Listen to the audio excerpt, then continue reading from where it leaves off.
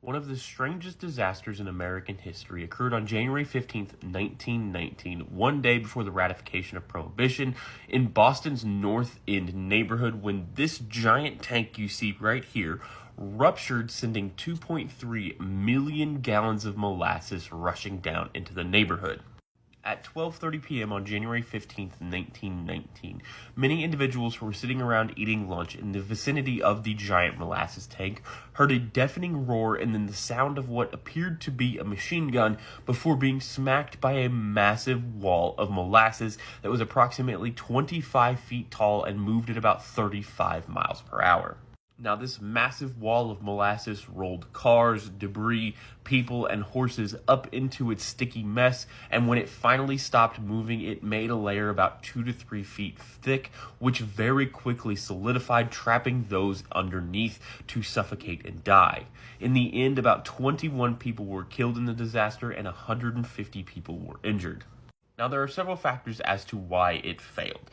Number one, it was built by a guy who had literally no engineering experience whatsoever. He openly admitted to the fact he had no engineering experience. It was first built, it was filled partially with water to see that it would stand, and that was it. Over time, it was filled to the brim with molasses, and it would leak so badly that the owners of the tank, the Purity Distilling Company, would paint the tank brown to hide the leaks. It was so well known it leaked that people in Boston would send their children to collect the molasses with sticks to take back to use at home.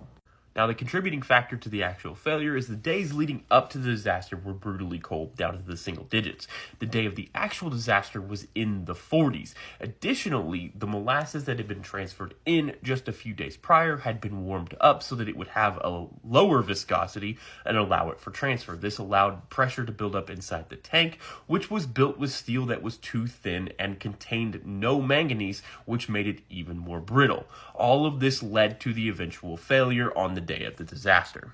And to make matters worse, every time the tank was filled, it would groan loudly until they stopped filling it. Now, it is theorized that Purity Distilling Company had the tank filled because they were trying to outrace Prohibition and sell as much alcohol as possible before it took effect a year later. Now, one of the legends that emerged from this particular disaster is that for years and decades afterwards, on hot summer days, it is said that you could still smell the molasses in Boston's North End from the disaster many years before.